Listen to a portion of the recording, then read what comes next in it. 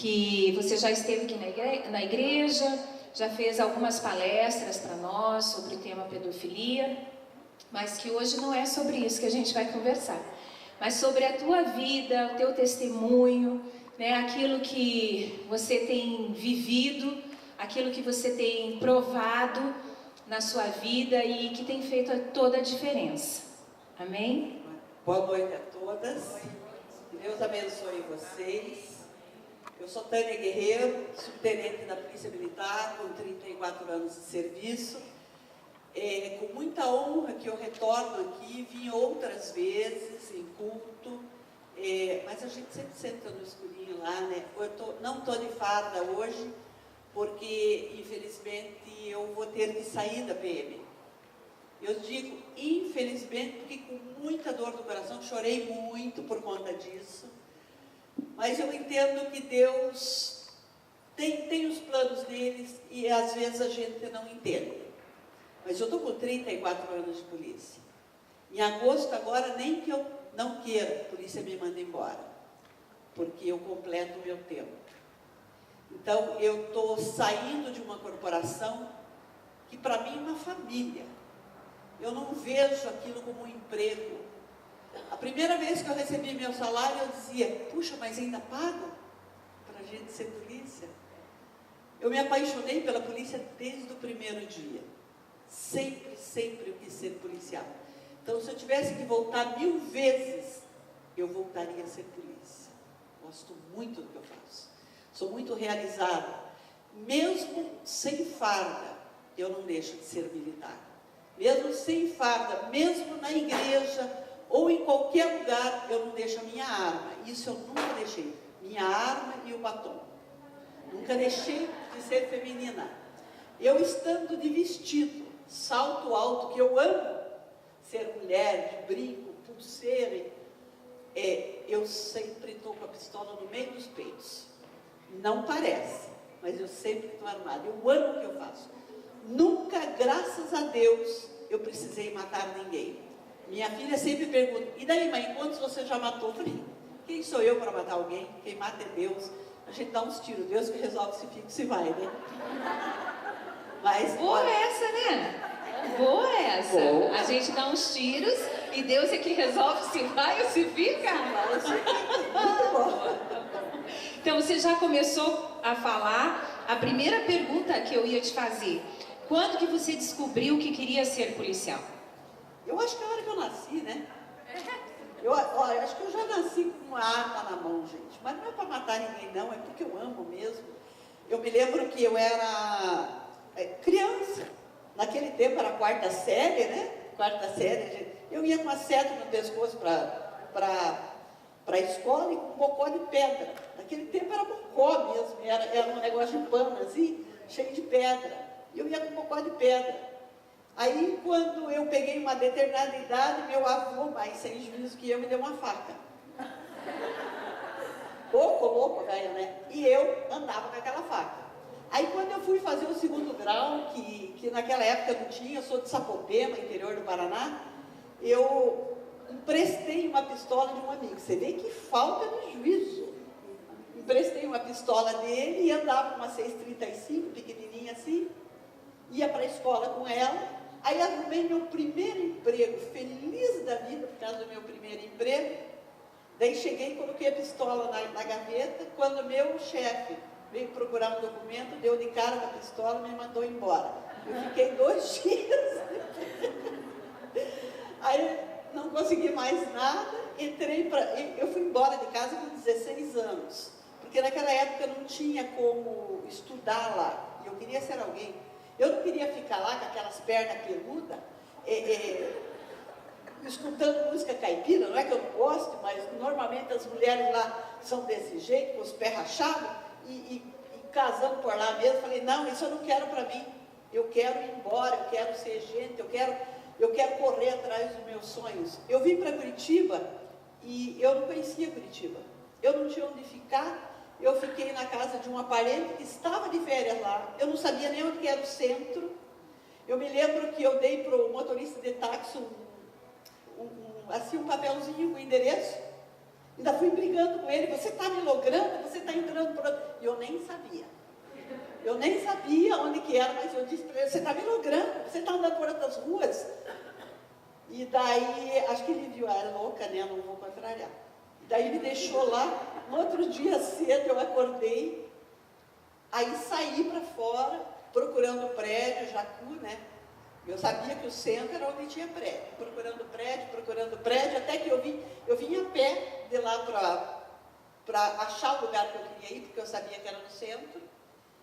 E assim eu fui, sem saber nada, gente, sem saber nada. Sabia ler, escrever, era alfabetizada, tinha terminado o 2º grau, mas não tinha faculdade, não tinha nada.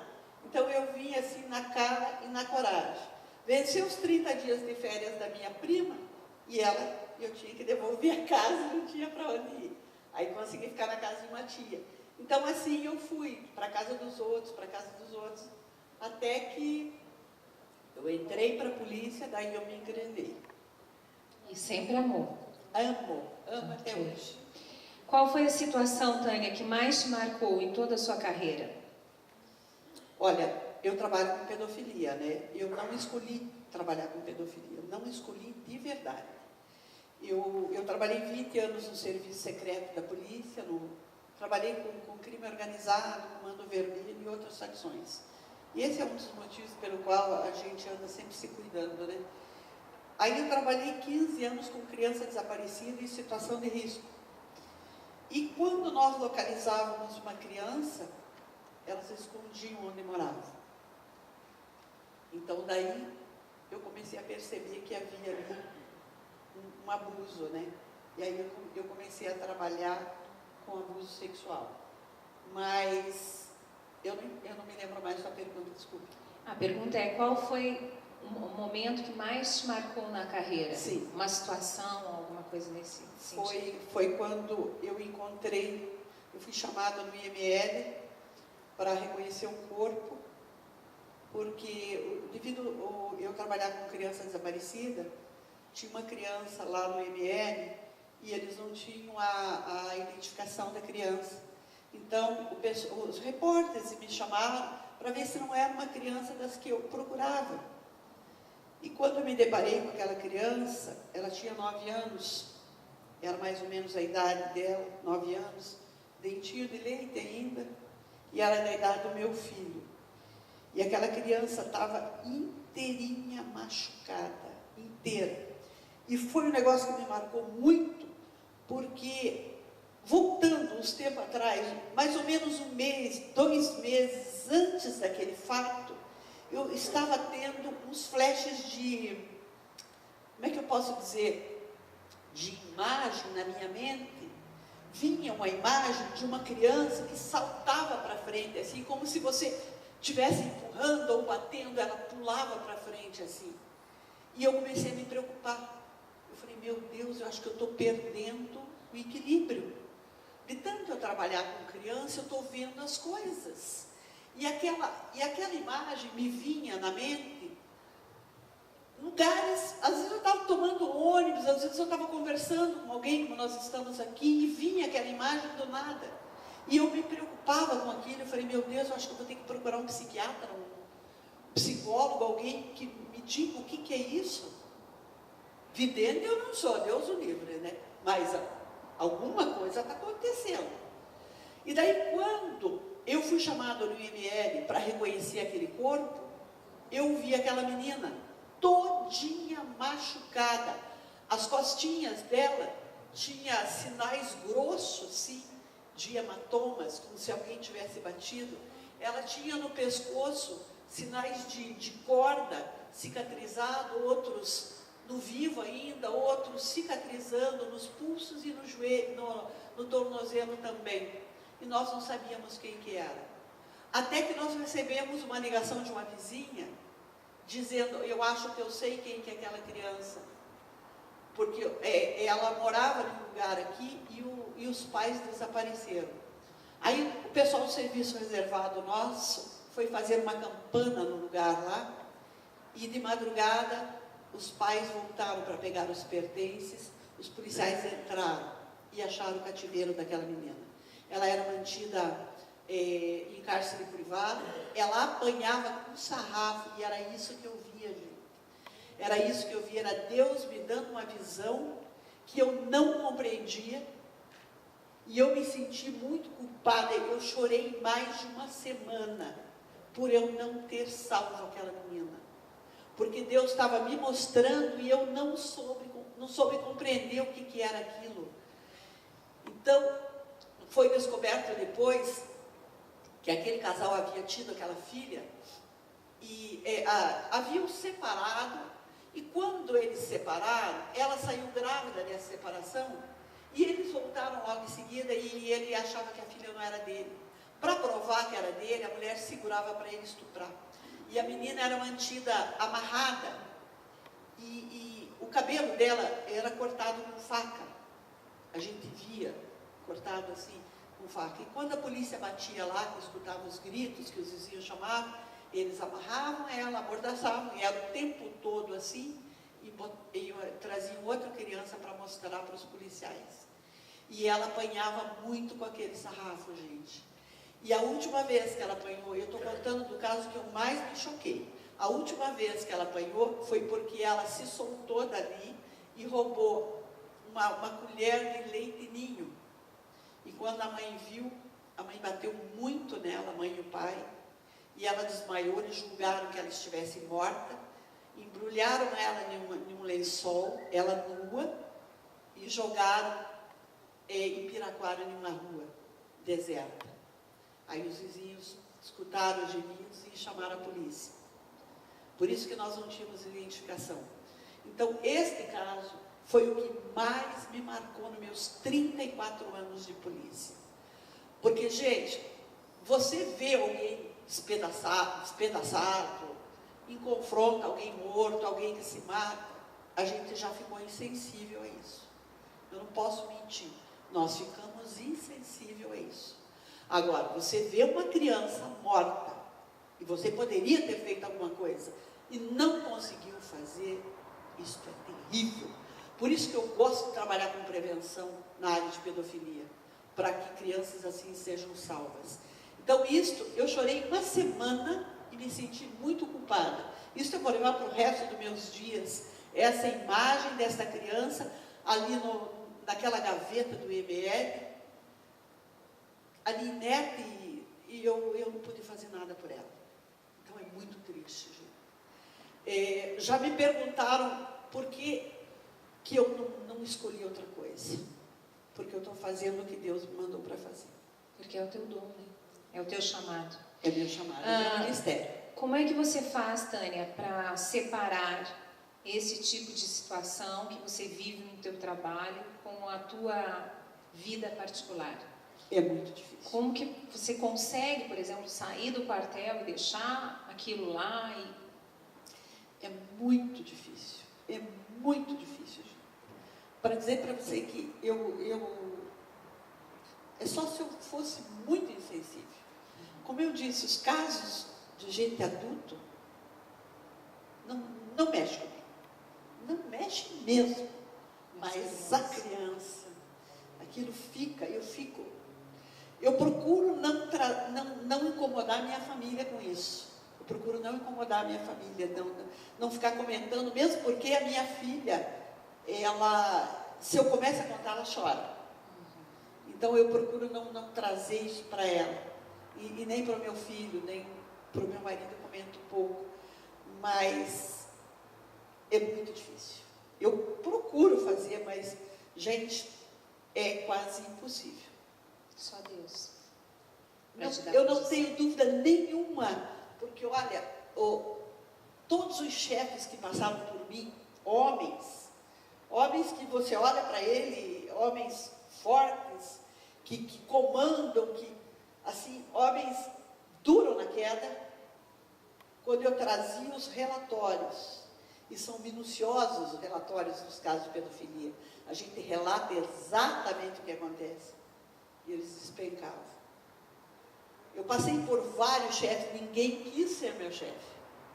Foi indo que eu assumi sozinha. Ninguém quer ser meu chefe, então eu vou ser meu chefe. E daí resolvi fazer eu mesmo o horário do trabalho, eu mesmo determinar as coisas e decidir, porque eles não tinham estrutura. Por isso que eu digo, gente, isto é Deus. Eu não tenho dúvida nenhuma que é Deus que me sustenta, é Deus o meu alicerce. Há uns 4 anos nós fizemos o programa. Há uns 4 anos atrás eu tinha um programa de televisão secular e a Tânia gravou comigo um programa só a respeito de pedofilia. Foi o programa onde eu mais tive retorno de e-mails, tirando dúvidas, inclusive com denúncias. Cheguei a receber uma ligação de uma mãe que suspeitava do pai que estava abusando a criança de 5 anos de idade. Foi para mim muito difícil a gravação desse programa, porque a Tânia realmente abriu, né, falou sobre tudo, coisa que ela não está fazendo aqui hoje. Ela só falou de um caso que foi que marcou a carreira dela, mas é muito difícil, é muito difícil. Então eu penso que é algo sobrenatural que existe sobre a vida dela, para que por 34 anos ela tenha condições de trabalhar com essa área de pedofilia. E aproveitando isso, antes, é a penúltima pergunta, eu queria que você deixasse, Tânia, aqui, quantas mães nós temos hoje? Olha quantas mães aqui presentes. Eu gostaria que você deixasse uma dica de prevenção de abusos na vida dos nossos filhos. Como prevenir? O que nós, como mães, podemos fazer? Porque às vezes são coisas tão simples que a gente não se atém, né? Sem dúvida nenhuma. Na Bíblia está escrito em Oséias: meu povo perece porque lhe falta conhecimento. Mas está escrito em Atos também, 31:6, eu não sei direito: como podereis aprender se ninguém me ensinar? É por essas e por outras que eu faço questão de falar, faço questão de levar esse conhecimento para as pessoas. Então, quando alguém me convida para um lugar como esse, para a televisão, eu sou bem sem educação, gente. Isso aí, eu não sei se vocês já viram entrevista minha, meu sistema é bruto, a chapa é quente e a tolerância é zero. Eu falo o que me vem na cabeça. Educação eu não tenho nenhuma, porque educação na área de pedofilia não combina. Eu já assisti muitas palestras de pedofilia, muita gente falando, e falo coisa bonita, coisa que é agradável aos ouvidos, e a pedofilia não é agradável aos ouvidos. A pedofilia é terrível. E eu vou dizer uma coisa, mãe que está aqui: se teu filho for abusado, a culpa é tua, porque você não cuidou, porque você negligenciou. Busque conhecimento que você vai aprender, tá? Então, alguns cuidados. Gente, filho, você conhece olhando. Se você vê que ele alterou o conhecimento, o comportamento dele, algo de errado está acontecendo. Se teu filho, que era acostumado a brincar tranquilo, ou mexer ali, mexer aqui, fuçar, coisa de criança, e ele começou a ficar com aquele olhar de paisagem, ou começou a chorar à toa, volta e meia, agride os outros, pega animais, agride animais, chora à toa, chora até com o Globo Rural, até assistindo propaganda política. Ora ele está bem, ora ele está triste, ora ele está agressivo. Acorde, algo de errado está acontecendo, tá? Se teu filho costuma ficar muito tempo no banho, não era, a não ser que ele seja assim, a não ser que teu filho tenha picos de comportamento também, tá? Então daí é o jeito dele. Mas se ele mudou, se ele está meio, aí você tem que cuidar. Muito tempo no banho, calcinha, trazendo uma sujeira que não é aquela sujeira normal, ou a cuequinha, trazendo aquela sujeira ali que não é a normal de criança que não se limpa direito. E nós sabemos do que nós estamos falando. Fique alerta. Criança muito assada, criança que você cuida e volta e meia está reclamando de assadura, que tem dificuldade de andar de vez em quando, tem dificuldade de sentar, se preocupe. Se for pequena, se recusa a que passe o sabonete na hora do banho.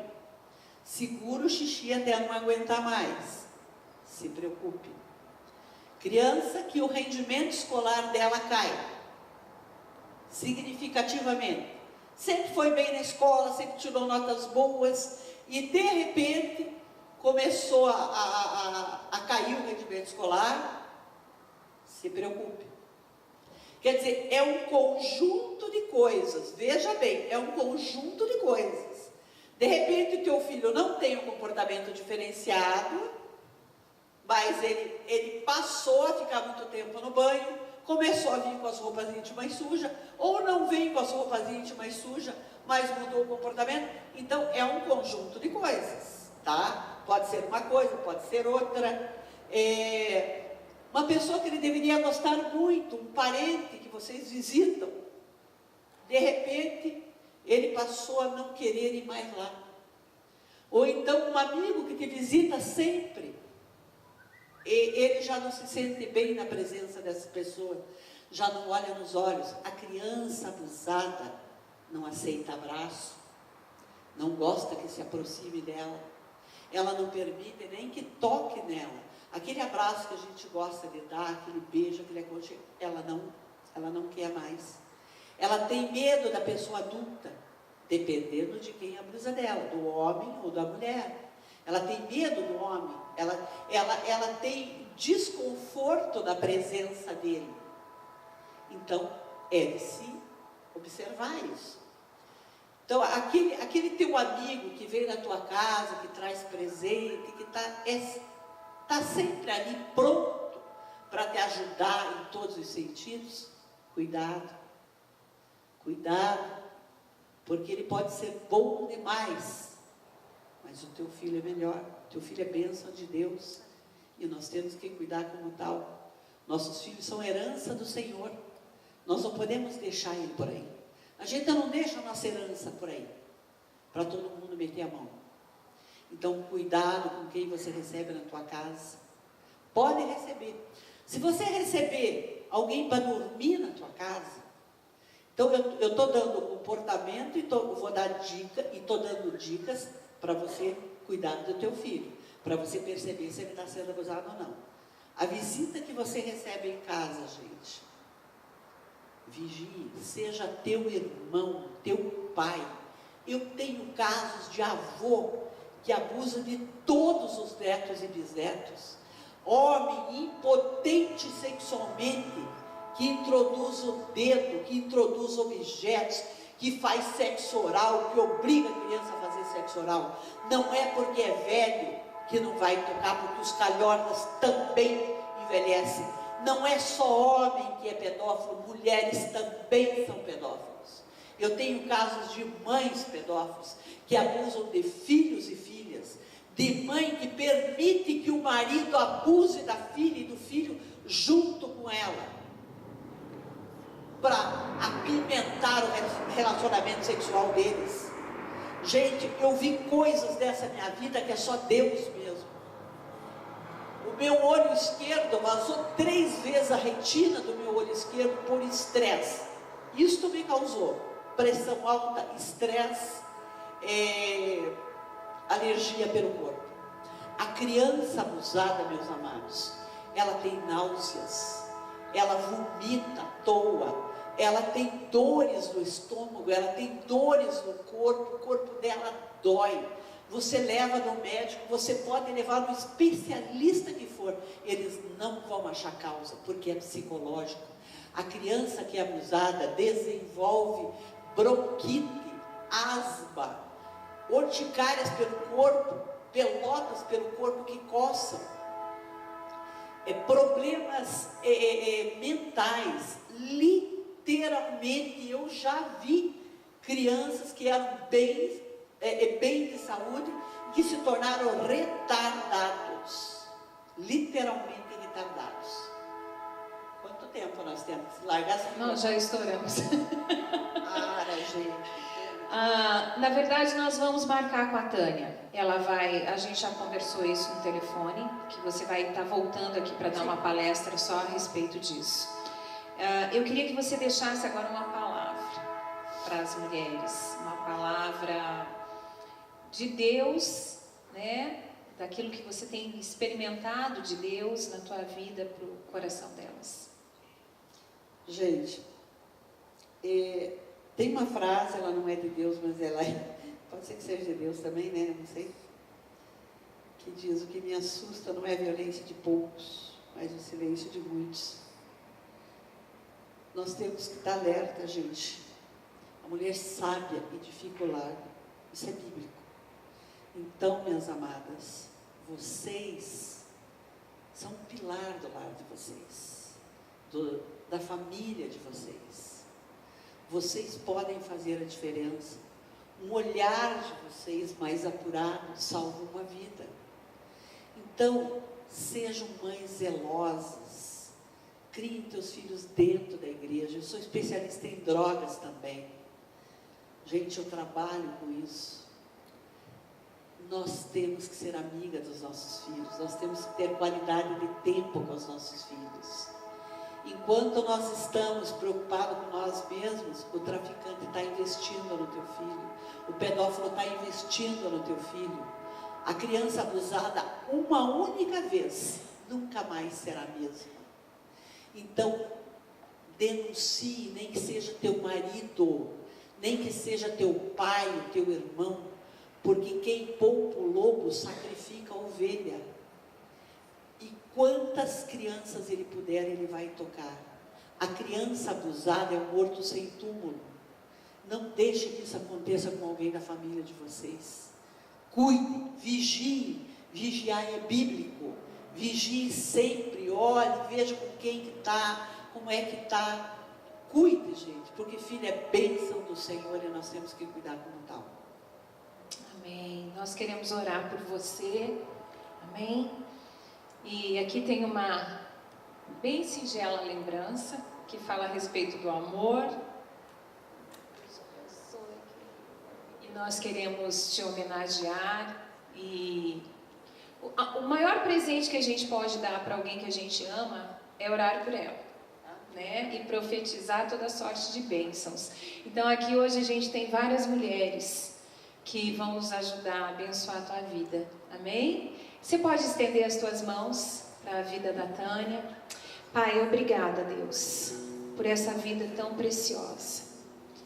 Ô Senhor, se não tivermos pessoas que se levantem e tenham esta coragem, Deus, de trabalhar com temas tão difíceis, mas que são tão importantes, o que será deste mundo, Deus?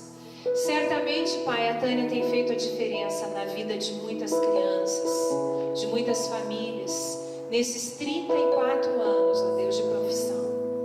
E eu te peço, Deus, hoje, como igreja, nós queremos abençoá-la com toda sorte de bênçãos.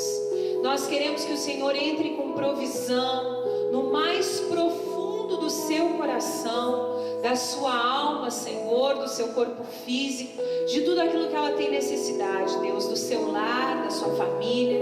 Que o Senhor guarde, Deus, essa vida, que o Senhor a esconda debaixo das tuas asas, Senhor, e que o inimigo, ao olhar para ela, não veja ela, Senhor, mas veja o teu sangue precioso sobre esta vida.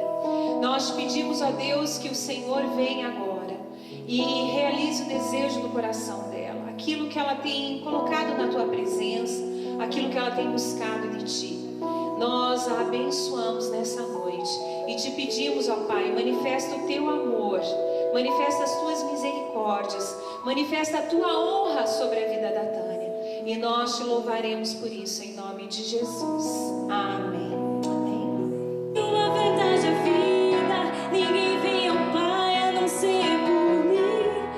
Em verdade eu vos digo, porque eu vou para o Pai, mas aquele que crê em mim, obras maiores fará.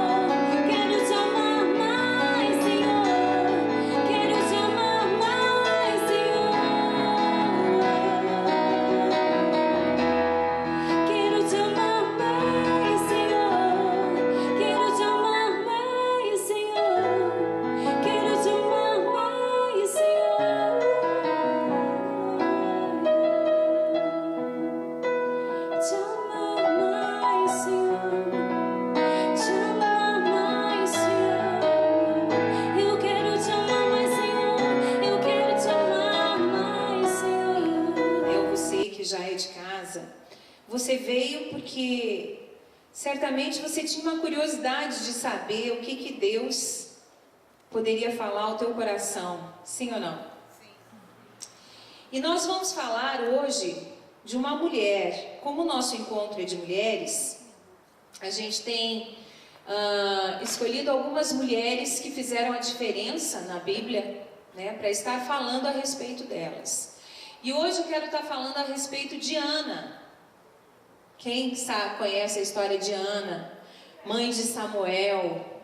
E o tema de hoje é a oração que fez mudar uma história. Não só a sua história, como a história de uma humanidade, né? E daqui a pouco você vai entender. Eu lembro a primeira vez que eu cheguei numa igreja evangélica. Eu estava acostumada a ir na católica, que era todo aquele ritual, e acabava, o padre dava a bênção, eu ia embora, e sempre ajoelhava para frente. Aí eu cheguei nessa igreja, as pessoas ajoelhavam para trás, né, e batia palma, e falava alto, e falava amém alto, e pensei, misericórdia, onde que eu vim parar? Né? E já contei essa história em vários encontros, eu falo isso, que existe um ditado do mundo que diz assim, que você vem para o Senhor, para Deus, por amor ou pela dor. E eu disse, na maioria das vezes as pessoas vêm pela dor, mas eu vim por amor, não a Deus, ao pastor Alberto. Porque eu conheci ele na praia e eu não podia perder, né? Não, falei, não, tem que fazer marcação cerrada. Cheguei nessa igreja, um monte de menina bonita, falei, não vou poder deixar o rapaz sozinho lá. Vou já fazer marcação cerrada. Então foi um processo na minha vida. E confesso para vocês que a primeira vez eu fiquei bem assustada. Então, você não é ser de outro planeta se você chegou hoje aqui, de alguma forma, você se assustou, pensou, ixi, o que eles estão preparando, né? Eu quero te dizer assim, que a pessoa que te convidou ama muito você, viu, Cris? Tem um carinho muito especial pela tua vida, porque aquilo que ela recebeu de melhor, ela quer que você ouça, né? Como um dia ela ouviu também. E nós ouvimos esse hino, então, que fala a respeito do amor de Deus pela humanidade. No livro de João, capítulo 3, versículo 16, diz assim, que Deus amou o mundo de tal maneira que deu seu Filho unigênito para que todo aquele que nele crê não pereça, mas tenha vida eterna. Nós não falamos aqui de religião, porque religião não leva ninguém a lugar nenhum.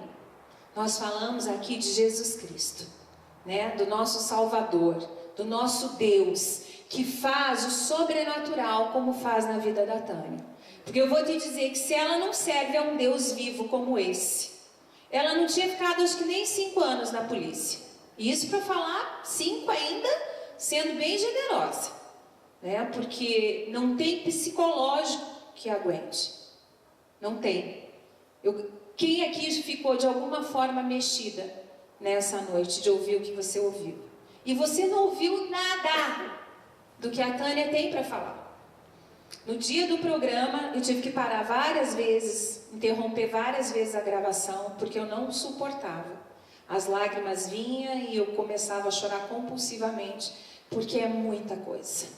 Então, realmente, aqui a gente vê o sobrenatural de Deus na vida da Tânia. Amém? Então eu queria você, menina, quem está com a sua Bíblia, traz a sua Bíblia. Eu vou dizer, a Bíblia, ela é igual em qualquer religião. Pode ser católica, evangélica, católica e evangélica. É igual, amém? É a palavra de Deus. Quem está com a sua Bíblia aí? Pode levantar o iPad, o celular, só para ver a Bíblia. Tá? Se for outra coisa qualquer, você não atende, gente. Tem que ser muito importante, porque esse é um momento especial para nós. Amém? Então, essa é a palavra de Deus. E tudo aquilo que é bênção para aqueles que são do Senhor, estão contidos nesse livro, né? Então a gente vai estar compartilhando um pouquinho hoje com vocês essa palavra, que está lá no livro de 1 Samuel, não tem problema, eles vão colocar aqui no telão a passagem, do capítulo 1 de 1 Samuel, do versículo 9 ao versículo 11. Diz assim: certa vez, quando terminou de comer e beber em Siló, estando o sacerdote Eli sentado numa cadeira junto à entrada do santuário do Senhor, Ana se levantou e com a alma amargurada chorou muito e orou ao Senhor. E fez um voto dizendo: ó Senhor dos exércitos, se tu deres atenção à humilhação da tua serva, te lembrares de mim e não te esqueceres de tua serva, mas lhe deres um filho, então eu o dedicarei ao Senhor por todos os dias de sua vida, e o seu cabelo e a sua barba nunca serão cortados. Amém. Só até aí. Pai, fala conosco nessa noite. Que a tua palavra, ela seja como uma espada, que penetre em nosso coração e divida juntas e medulas, e possa realmente fazer prova daquilo que o Senhor a determinou fazer. Que as tuas promessas, que aquilo que o Senhor tem para nós, sejam liberadas nessa noite, sobre a vida de cada uma que está aqui, em nome de Jesus. Amém. Amém. Quem era Ana? Ana era uma mulher querida, amável, uma mulher devota, com fé, uma mulher que fazia diferença no seu tempo. E ela era casada com Eucana. Mas Eucana tinha duas mulheres. Eu não sei como é que eles conseguiam isso. Uma já dá um trabalho tremendo, duas então nem se fala. Mas Ana era a preferida de Eucana. Mas ela tinha um grande problema. Ela era estéril. E existia Penina, que era outra esposa, que tripudiava em cima de Ana, humilhava Ana, porque sabia que ela era estéril. E Penina tinha filhos com Eucana. E Eucana, aquilo mexia com Eucana, de ver a amargura de Ana, a tristeza de Ana, por não conseguir ter um filho. Veja que eu falei que o tema de hoje é a oração que mudou uma história. Duas histórias. A sua história, propriamente dita, e a história de uma humanidade. Porque Ana foi mãe do profeta Samuel. Samuel era profeta e juiz. Foi o último juiz de Israel. Antes que se elegessem um rei. Porque o povo nunca está satisfeito mesmo, né? Então, Samuel era profeta e juiz, mas mesmo assim o povo pedia um rei.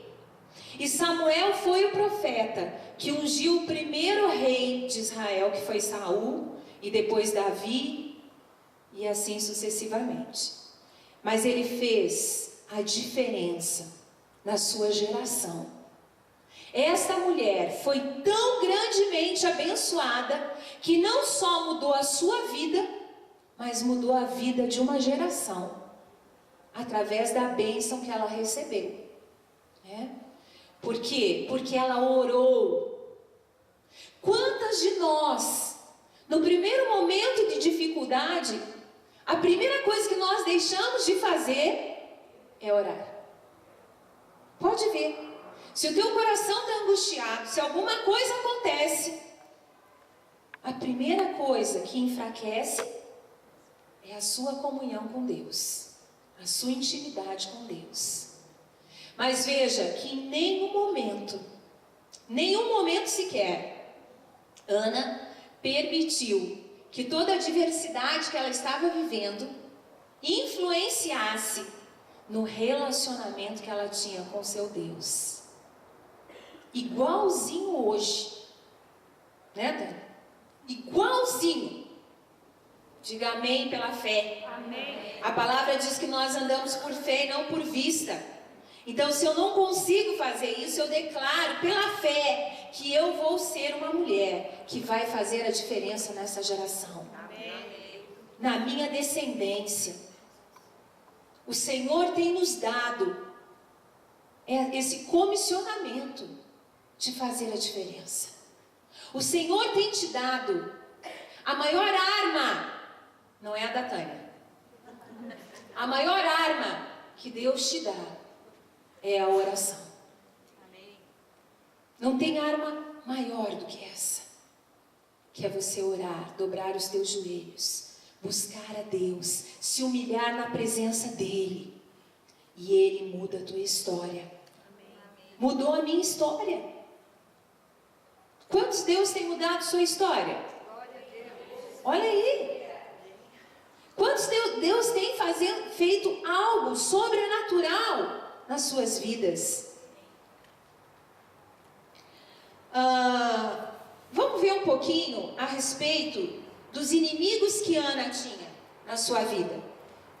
Porque aí você pode falar assim, mas Ana, veja, Ana foi lá, orou, falou com o profeta Eli e recebeu a graça, recebeu a bênção. Mas, para que isso acontecesse, ela passou por um processo bastante difícil, que foi um processo de traumas, de dores, de lutas, assim como eu e você. Quantos inimigos nós já vencemos nas nossas vidas? Ou temos vencido? Ou ainda vamos vencer? Quantos? Ana tinha alguns inimigos. O primeiro grande inimigo dela era a sua esterilidade. Quem é mulher aqui sabe que se tem algo que mexe com a nossa identidade de mulher, é uma esterilidade. É você não poder gerar filhos. Às vezes tem mulheres que optam, ainda mais nos dias que nós vivemos hoje, elas optam. Eu olho ali, o tempo já acabou. Coisa impressionante. Em não terem filhos. Mas na verdade o que mais frustra uma mulher é o fato de não poder ter filhos. Antes de eu ter o Mateus, que é o nosso filho mais velho, que hoje vai fazer 21 anos, e daí temos a Júlia de 8. Antes de eu ter o Mateus, eu perdi 2 bebês. E eu sei bem o que era entrar numa maternidade, perdendo um filho, e vendo mulheres saírem com crianças no colo. Aquilo era para acabar com o meu emocional. Então, o primeiro grande inimigo na vida de Ana era a sua esterilidade. Por quê? Porque naquela época, ser estéril era uma maldição. A mulher estéril, ela era tida como maldita. Sabia disso? Então ela enfrentou o seu grande inimigo, que era a esterilidade. Mas ela não desistiu. Lembra? Lembra que mesmo abatida, ela se colocava na presença de Deus e deixava que o Senhor estivesse no controle do seu tempo. O segundo grande inimigo, a humilhação. Por que ela era humilhada? Porque a Penina tinha filhos. E adivinha o que a Penina fazia? Coitada de você, Ana. Você é estéril. Você não vai ter filhos nunca. Coitadinha de você. Quantas vezes nós somos humilhadas porque temos um sonho que nós acreditamos, mas as pessoas não acreditam. As pessoas debocham, as pessoas fazem de tudo para você desistir, não te incentivam. Não, aqui não acontece isso, né? O terceiro grande inimigo dela era a tristeza. Eucana diz para ela, o seu marido: Ana, por que choras? Por que não comes? Por que está mal o teu coração? Não sou-te melhor do que 10 filhos? Nossa, a autoestima desse Eucana também, só a graça. Né? Vai falar para uma mulher que não consegue gerar filhos. Por que ela está triste? você tem a coisa mais linda do mundo, maravilhosa. O Alberto que sempre diz isso aqui, né? Que Deus me ama muito. Fala, olha, eu fico indignado de saber o amor que Deus tem pela Vânia. E aí as pessoas perguntam, claro, né? Claro, pois me deu para ela. Olha como ele ama a Vânia, que me deu para ela. Parecido com Eucana, né? Que dizendo para Ana, Ana, por que você está chorando, minha filha? Estou eu aqui inteirinho, euzinho para você. Não entende. Homem não entende coração de mulher. Gente, o que é isso? Essa hora você fala isso? Fala isso que a mulher te esgana. Fica quietinho. Deixa a tristeza passar. Né? Então, a tristeza. Depois a amargura de alma.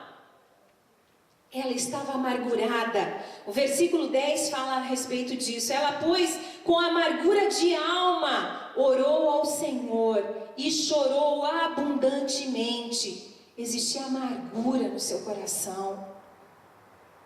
Atribulada de espírito. No versículo 15 dessa passagem diz, porém Ana respondeu, não, Senhor meu, eu sou uma mulher atribulada de espírito. Nem vinho, nem bebida forte tenho bebido, porém tenho derramado a minha alma perante o Senhor.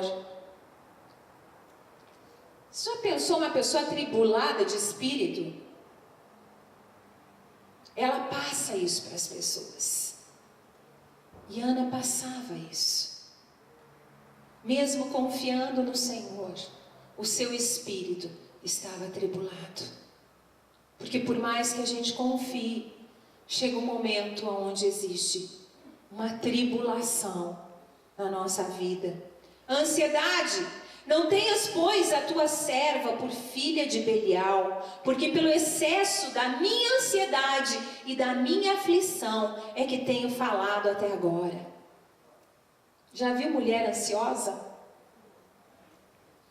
Primeiro que ela come até a mesa. Eu fico estarrecida quando eu escuto, é raro eu ouvir isso, mas eu escuto mulheres que quando estão ansiosas, Tânia, param de comer. É uma raiva. Para de comer. Gente, eu estou ansiosa. Isso é uma graça de Deus. Ela estava ansiosa. E não era uma semana, não era um mês, e não era um ano. Era muito tempo de ansiedade.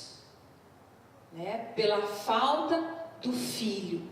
Pela falta daquilo que era mais importante em sua vida. Mas presta atenção agora. Quando nós queremos muito alguma coisa, qual é a nossa tendência? Quando você recebe. Quando você tem aquilo que você quer. Hã? Exatamente, segurar. Né? Prender. Eu lembro que quando eu tive o Mateus, já vinha de algumas perdas, enfim. E o Mateus, nos primeiros anos de vida, a sensação que eu tinha é que ele estava sendo criado numa redoma, né? Porque ele não podia fazer nada, absolutamente nada, porque eu tinha medo de que acontecesse alguma coisa com ele. Essa é a nossa tendência carnal, mas não foi isso que Ana fez. Ana disse para o Senhor, Senhor, eu quero muito esse filho. Mas eu vou te dizer, Deus, que se o Senhor me der isso, eu vou devolver para o Senhor. Olha a sabedoria dessa mulher, meninas. De receber algo do Senhor e poder ofertar novamente. Não foi isso que Abraão fez com Isaac? Quando Deus pede para Isaac, Isaac, agora eu quero teu filho. E Abraão pega Isaac e vai para o monte, sabendo que Deus era poderoso para evitar aquele momento, mas que se fosse necessário, ele estava devolvendo para Deus aquilo que Deus deu para ele. Porque a bênção de Deus, ela é assim. Quando você recebe a bênção, você não tem medo de perder. Porque o mesmo Deus que te dá, é o Deus que tem o direito de tomar. E se é de Deus, você confia. Olha que tremendo. Ela devolve o seu filho. E este filho faz a diferença no mundo. Acho que todas as vezes que ela tivesse a oportunidade de pedir para Deus e devolver, ela faria de novo. Sempre. Mas ela tinha algumas virtudes. Ela tinha sinceridade e transparência. Ana não escondeu a sua dor e seu sofrimento. Seus olhos e o semblante caído demonstravam o estado de sua alma. Não escondeu de seu marido. E quando questionada pelo sacerdote Eli, confessou a angústia de sua alma. E disse-lhe: Eli, até quando estarás tu embriagada? Aparta de ti o teu vinho. Porém Ana respondeu: não, Senhor meu, eu sou uma mulher atribulada de espírito, nem vinho nem bebida forte tenho bebido, por isso tenho derramado a minha alma perante o Senhor. O sacerdote achou que ela estava bêbada, quando ela estava lá adorando a Deus. Mas ela estava em espírito, buscando o autor da vida, que faria a diferença na sua vida. Amém? Ela era uma mulher de fé inabalável. Por muito menos, nós, mulheres, teríamos desistido desse sonho de ser mãe. Por muito menos.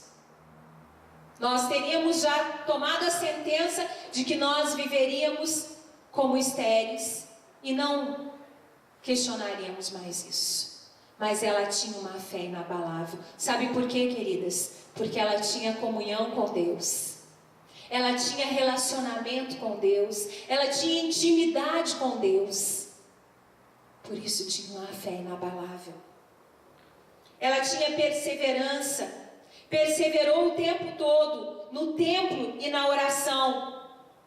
Quantas vezes nós colocamos algo para o Senhor e oramos uma semana, um mês, até um ano, mas aí desistimos, dizemos: não é da vontade de Deus. Ana não fez isso. Ela foi perseverante e disse: eu sirvo a Deus, e o Deus que eu sirvo é um Deus que é capaz de fazer infinitamente mais sobre a minha vida. O nosso Deus não é limitado, queridas. O nosso Deus não é um Deus que está restrito à nossa visão humana. Diz que aquilo que os olhos não viram, nem os ouvidos ouviram, é o que Deus preparou para nós. É muito mais. É muito mais. Ela era uma mulher de adoração e de louvor. A adoração de Ana é teocêntrica, Deus como centro do universo. É carregada de verdades profundas sobre o domínio, soberania, poder de Deus, sobre os homens, a obra da criação e sobretudo a punição dos inimigos dele. O louvor de Ana demonstra a sua intimidade com Deus, muito intensa. E antes de nós lermos a oração que ela fez, depois que ela ficou grávida e teve Samuel, antes disso, eu só quero colocar mais duas características de virtudes de Ana. Mãe exemplar e amorosa, e influenciadora de gerações. Diga amém. Amém. Influenciadora de gerações. Você quer ser uma mulher assim? Que influencia gerações? Em 1 Samuel, no capítulo 2, para nós encerrarmos,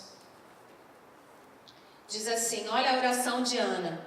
Depois que Deus lhe concedeu o filho tão esperado, e depois disso, Ana teve mais 7 filhos. Oxa, daí abriu a madre. Aí ninguém mais segura. E diz que depois que ela chega no templo e ora a Deus, ela descansou. Ela descansou. Você já teve uma experiência assim com Deus? de fazer uma oração e saber que aquela oração foi ouvida e descansar. Ela descansou. E diz que então Eucana deita com Ana, vai conhecê-la, aquela beldade que devia ser Eucana, né? Que valia mais que 10 filhos, cheiroso, devia ser, né? E aí ela gera Samuel. E no capítulo 2, no versículo 1, olha que lindo. Então Ana orou assim: meu coração exulta no Senhor minha força é exaltada. Minha boca se exalta sobre os meus inimigos, pois me alegro em tua libertação. E continua ainda: não há ninguém santo como o Senhor, não há outro além de ti, não há rocha alguma como nosso Deus. Não falem tão orgulhosamente, nem saiam das suas bocas tão arrogância, pois o Senhor é Deus sábio, é Ele quem julga os atos dos homens. O arco dos fortes é quebrado, mas os fracos são revestidos de força. Os que tinham muito agora trabalham por comida, mas os que estavam famintos agora não passam fome. A que era estéril deu à luz 7 filhos, mas a que tinha muitos filhos ficou sem vigor. O Senhor mata e preserva a vida. Ele faz descer a sepultura e dela resgata. O Senhor é quem dá a pobreza e a riqueza. Ele humilha e exalta. Levanta do pó o necessitado e do monte de cinzas ergue o pobre. Ele os faz sentar-se como príncipes e lhes dá lugar de honra. Pois os alicerces da terra são do Senhor, sobre eles estabeleceu o mundo. Ele guardará os pés dos seus santos, mas os ímpios serão silenciados nas trevas, pois não é pela força que o homem prevalece. Aquele que se opõe ao Senhor serão despedaçados. Ele trovejará do céu contra eles. O Senhor julgará até os confins da terra. Gente, que oração mais linda! Que oração mais linda! Davi depois repete uma oração muito parecida com a de Ana. Por quê? Porque ela conhecia o Deus que ela servia. Ela sabia que Deus era poderoso para restaurar e restituir tudo o que ela tinha perdido por anos. Toda humilhação, toda esterilidade, toda tristeza, toda depressão, tudo aquilo que ela passou, Deus restaurou.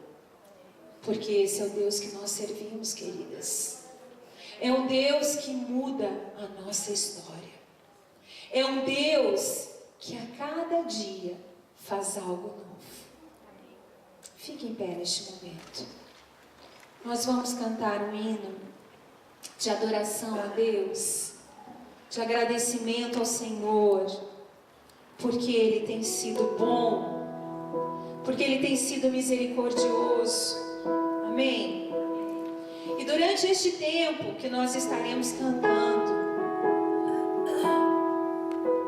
eu quero te convidar, você que em algum momento se identificou com Ana,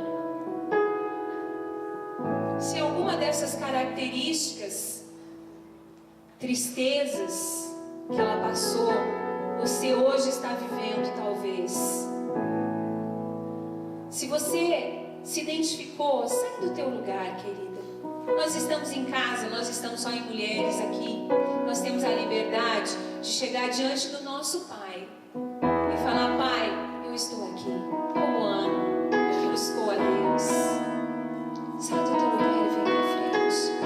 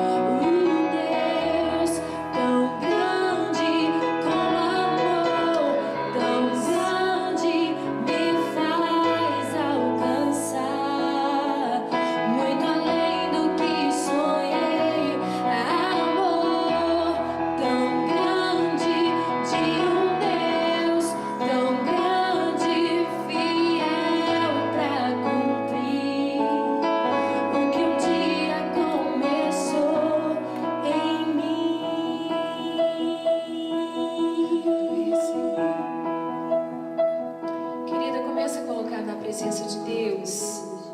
Qual tem sido a tua tristeza?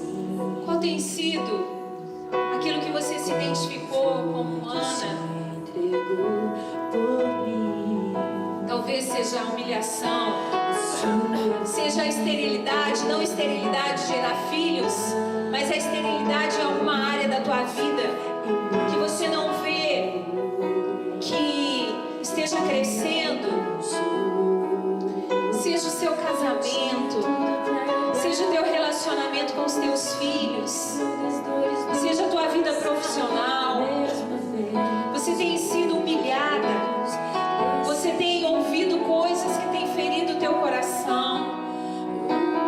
Fala com Deus, querido. Ele está neste lugar. Ele está neste lugar.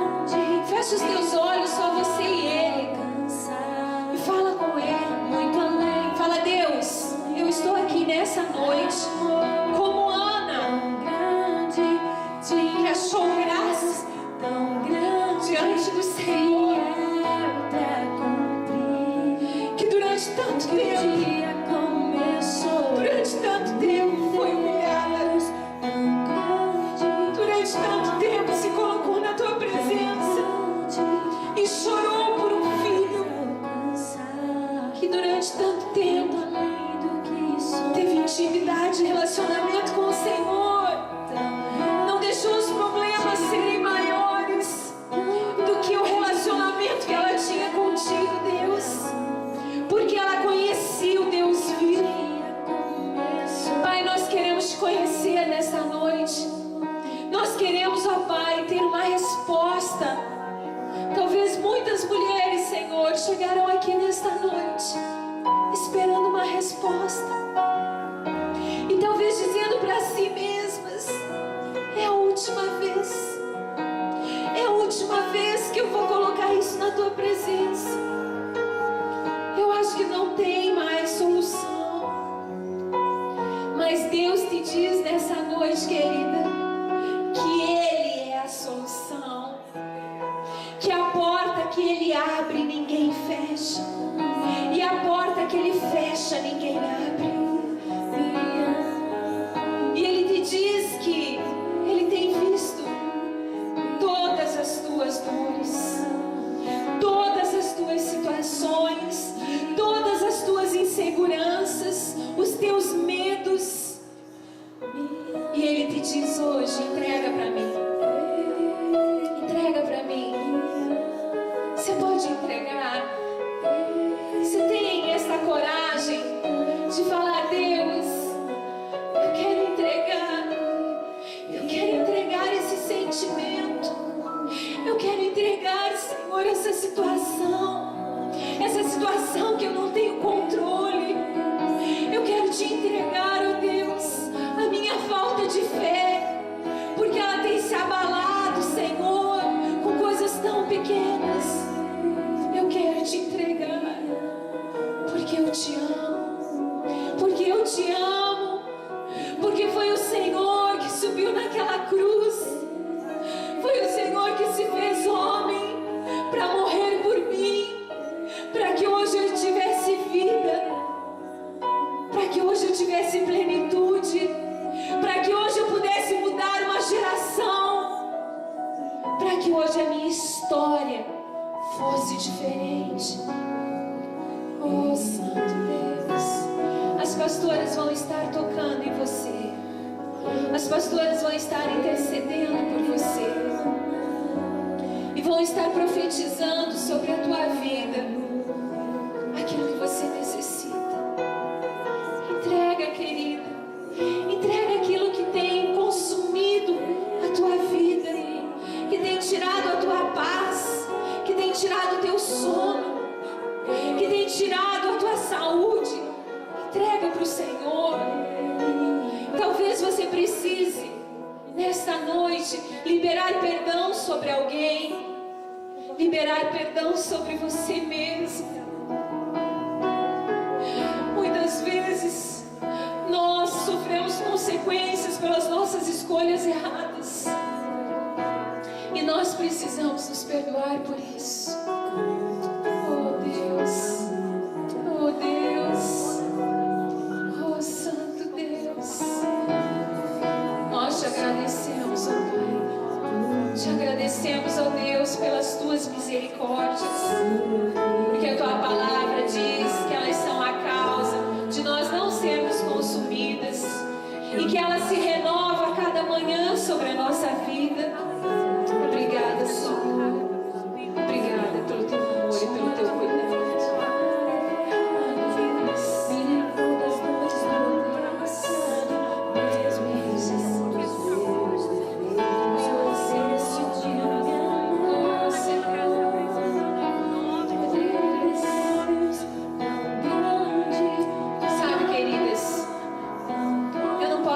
oportunidade de fazer isso.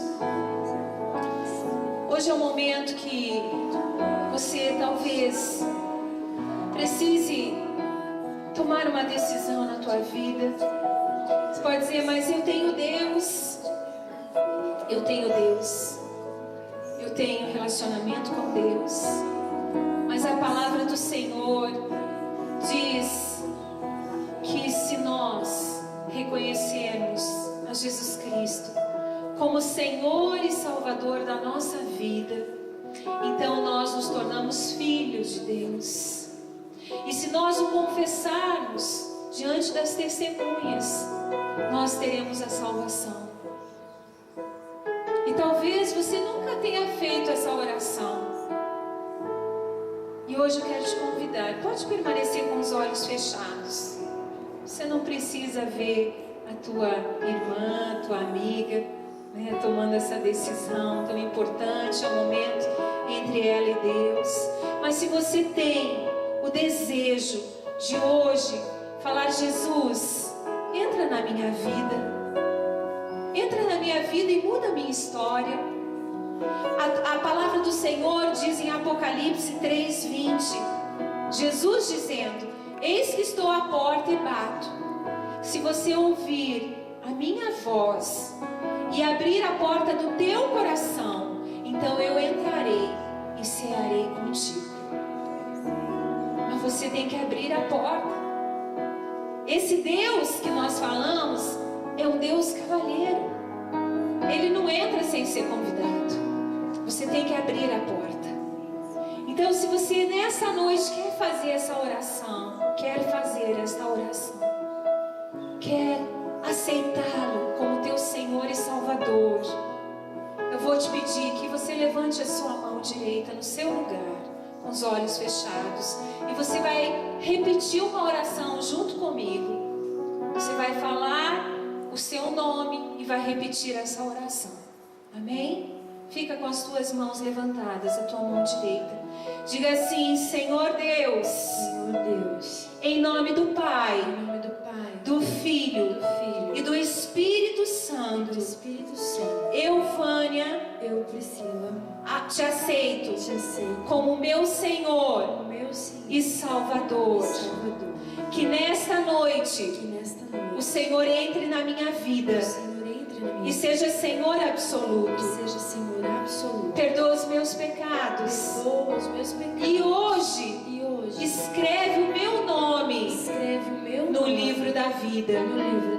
E quando o Senhor voltar para buscar a sua igreja, eu possa me encontrar achado no livro da vida.